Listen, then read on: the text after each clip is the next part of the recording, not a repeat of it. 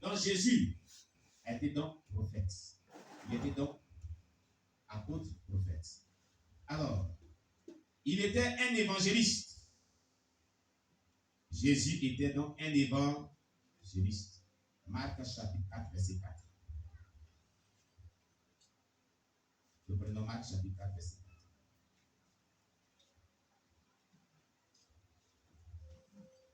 Comme il sémait une partie, la sémence tomba dans le long du chemin. Les oiseaux vinrent et la mangèrent. Amen. Ici, Jésus donne la parabole du semeur. Et la sémence, c'est la parole de Dieu. C'est son évangile qu'il annonce. Amen. Alléluia. Et de par cela, Dieu démontre que Jésus fut un évangéliste. Amen. Aussi par l'histoire de la femme samaritaine, au puits de Jacob, la révélation des paroles de connaissance qu'il a données à cette femme a boosté vraiment la foi de l'évangélisation. Elle est allée vraiment mobiliser toute la Samarie au pied de Jésus. C'était un acte d'évangélisation. Jésus fut donc un évangéliste, très puissant, en parole et en force. Alléluia. Il était un pasteur. Jean chapitre 10, verset 11. Jean chapitre 10, verset 11. L'évangile de Jean chapitre 10, verset 11. Nous démontre que Jésus-Christ était donc un pasteur. Il dit, je suis le bon berger. Le bon berger donne sa vie pour ses brebis. Symboliquement et prophétiquement dans la Bible, les pasteurs sont appelés les bergers, les conducteurs, les troupeaux. Jésus s'appelait bon berger parce qu'il était pasteur. Amen. Alléluia. 1 Pierre 5, verset 4. Parlant des pasteurs. 1 Pierre 5, verset 4. Alléluia.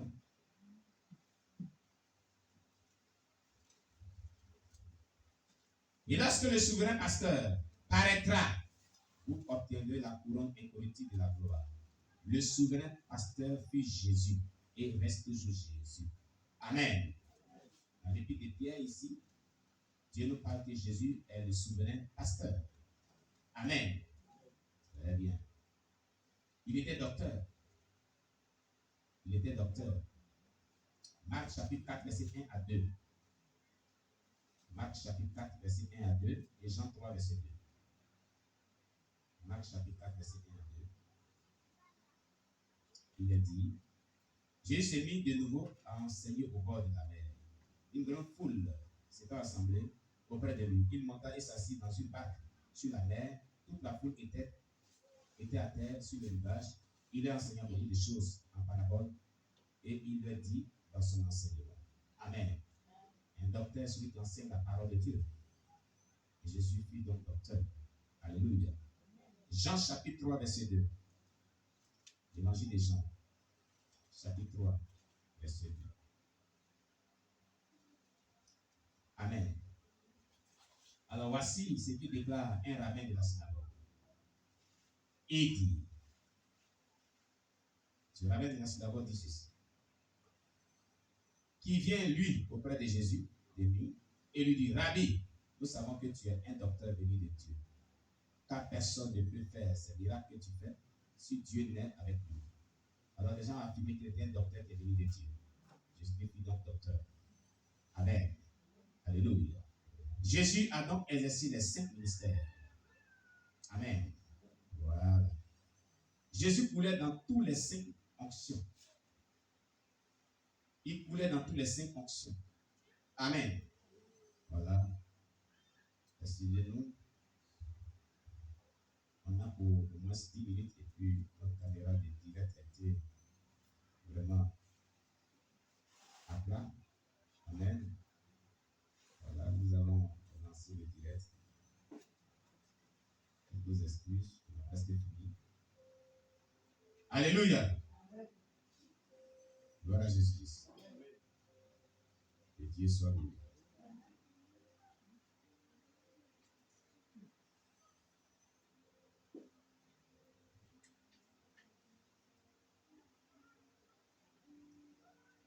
Au nom de Dieu. Soit loué.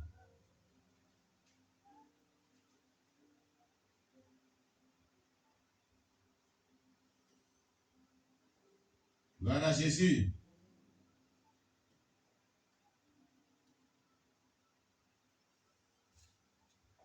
Gloire à Jésus.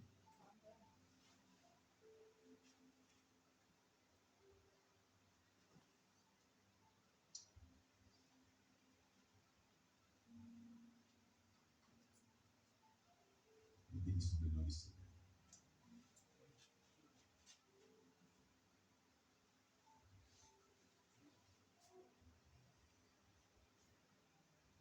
Donc, je le disais tantôt.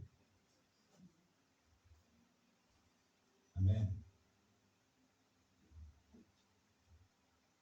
Et Jésus-Christ a exercé les 5 ministères, comme on vient de le découvrir. Amen. Le ministère des apôtres, prophètes, docteurs, évangélistes, pasteurs. Il a exercé les 5 ministères. Jésus coulait dans toutes les 5 fonctions. Parce que chaque ministère a une onction spéciale, comme on l'a dit. N'est-ce pas? Alléluia. Il coulait dans tous les 5 fonctions lorsqu'il rendait ministère. L'une des raisons pourquoi il n'y a pas un ministère aujourd'hui comme celui de Jésus, c'est pour que peu de personnes sont appelées à fonctionner dans tous les 5 ministères.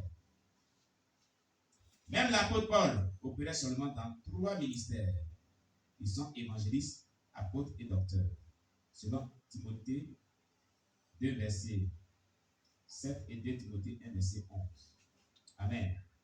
La décision pour fonctionner dans les 5 ministères ne vient pas des hommes, mais de Dieu. Personne ne peut lui-même décider quel. Alléluia. Amen.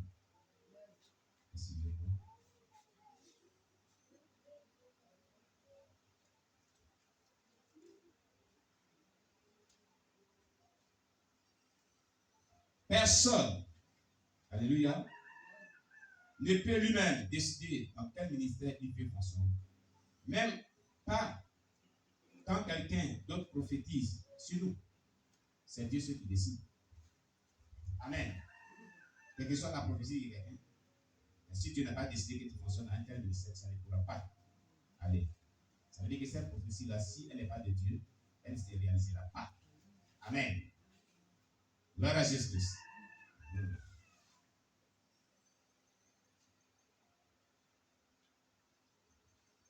Donc, personne, même pas quand quelqu'un d'autre prophétise sur nous, ni lorsque nous sommes ordonnés, le but de l'ordination humaine, c'est pour connaître ce que Dieu a déjà établi et choisi. Pour cette raison, les apôtres jeûnaient et priaient pour chercher la volonté de Dieu avant de nommer les prières cherchant la volonté de Dieu, avant de choisir les 12. Donc, avant de choisir les responsables, avant d'établir qui que ce soit, ils jeûnaient d'abord de manière sérieuse pour trouver ce que Dieu avait appelé réellement à ses fonctions. Alléluia. Alléluia. Voilà.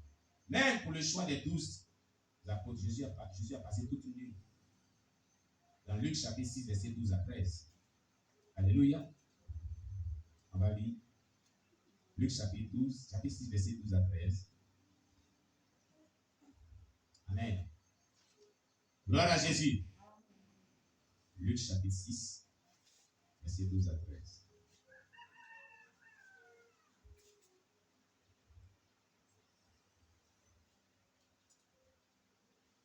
La Bible nous dit ceci. En ce temps-là, Jésus se rendit sur la montagne pour prier. Et il passa toute la nuit à prier. Quand le jour parut, il appela ses disciples et il a choisi 12, auxquels il donna le nom d'apôtres. Amen. Donc, on ne se laisse pas comme ça pour faire les choix. Alléluia. On ne se laisse pas comme ça pour faire les choix. Ou pour établir qui que ce soit. C'est à l'issue des temps de jeûne et prière, ou des temps de prière sérieux, que Dieu peut vraiment établir des personnes à qui nous pouvons vraiment pardonner pour pouvoir exercer un ministère quelconque.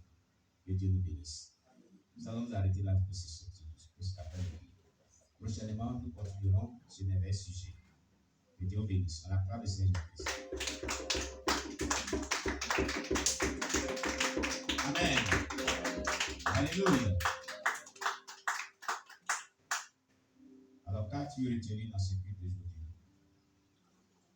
Qu'as-tu compris? le Seigneur a attiré ton attention? Qu'est-ce que Dieu t'a dit personnellement? Dans tout ce que nous avons écouté aujourd'hui, qu'est-ce que Dieu t'a fait comprendre? Sur quoi le Seigneur a attiré ton attention? Qu'est-ce qu'il t'a enseigné aujourd'hui? Quelle leçon spirituelle que tu as retenue aujourd'hui? Oui, le frère Moïse va nous dire ce qu'il a compris dans ce culte d'aujourd'hui.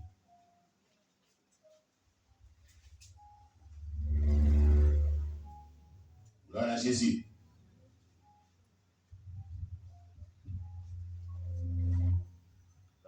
Shalom, peuple de Dieu. Donc, homme de Dieu, moi, c'est des questions quoi. Concernant le second message sur l'onction ministérielle. Oui. Ma première question, c'est est-ce qu'une personne peut, à part, bon, vous avez dit Jésus-Christ a exercé dans les saints ministères, il a manifesté les saints conscients. Mais à part Jésus-Christ, est-ce que nous-mêmes, une personne peut être prophète, évangéliste ou évangéliste, docteur ou apôtre, pasteur? Parce que de nos jours, on voit des prophètes évangélistes, des personnes qui ont 3 ministères. Donc, c'est un peu ça ma première question. D'accord. Le nom de Dieu soit béni. Bien. Cela arrive par moments quand les gens, dès le début, n'arrivent pas vraiment, amen, n'arrivent pas vraiment à canaliser et à savoir ce à quoi Dieu les appelle. Il y a certains ministères, c'est décidé au fil du temps. Au fur et à mesure qu'ils montent des dimensions du Seigneur, voilà, par méconnaissance et par précipitation, l'on peut dire d'abord qu'il est évangéliste. Et plus tard, de laquelle autre ministère, plus approfondi se dessine la mesure. Amen. Donc, ces personnes opèrent dans plusieurs fonctions. Il y a des apôtres. Il y a des apôtres que Dieu a fait la grâce, comme l'apôtre Paul, qui peut opérer dans plusieurs fonctions, au moins 2 ou 3 fonctions. Ça arrive. Amen. On va voir le cas de l'apôtre Paul. Amen. Voilà. Même l'apôtre Paul opérait seulement dans 3 ministères. Évangéliste, apôtre et docteur. On va voir cela dans une fois 1 Pierre 2, verset 7, 2 Pierre 2, verset 7. On va voir. Amen. On va lire ces références d'abord. Amen. C'est très important. Voilà pour répondre à ta question, c'est très important. Et puis nous allons lire 2 Timothée. C'est 1 Timothée 2, verset 7. 2 Timothée 2, verset 7. Je sais plus. On va vérifier. Amen. Gloire à Jésus-Christ. C'est une très bonne question parce qu'on le voit beaucoup ici en Côte d'Ivoire. Une question qui est vraiment très importante.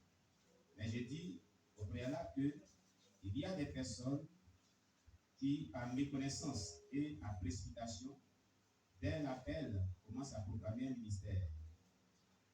Et par fini, parce que le ministère, ce que les gens doivent savoir, il ne se cache pas. Ce que tu es, c'est ce qui va sortir tôt ou tard.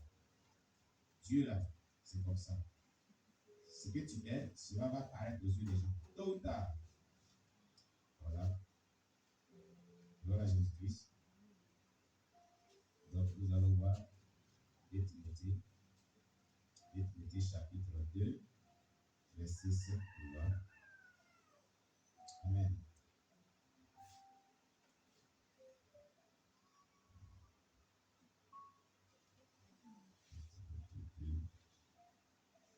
Chapitre 7,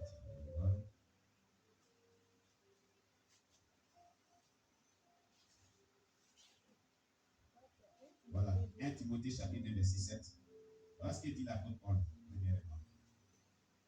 On va lire à partir du verset 5. Il dit, car il y a un seul Dieu, et aussi un seul médiateur entre Dieu et les hommes, Jésus-Christ homme. Verset 6. Il s'est donné lui-même en rançon pour nous tous. C'est là le témoignage rendu en son propre temps. Verset 7. Et pour lequel j'ai été établi prédicateur et apôtre. J'ai dit la vérité, je ne mens pas, chargé d'instruire les païens dans la foi et la vérité. Amen. Ici, il affirme qu'il a été établi prédicateur et apôtre. Quand on dit prédicateur et apôtre, prédicateur de qui? De quoi? De l'évangile. Voilà. Prédicateur et, c'est-à-dire c'est 2 choses. on dit une chose, on dit et, ça fait deux choses différentes. Tu comprends? Donc ici, Paul est en train d'annoncer qu'il a été prédicateur, il a été établi prédicateur de l'évangile. Dans un premier temps. Et il a été établi comme apôtre. Voilà. Donc, là, il annonce qu'il est apôtre, il annonce qu'il est en même temps évangéliste. Tu comprends maintenant? Maintenant, 2 Timothée 1, verset 11. 2 Timothée chapitre 1, verset 11.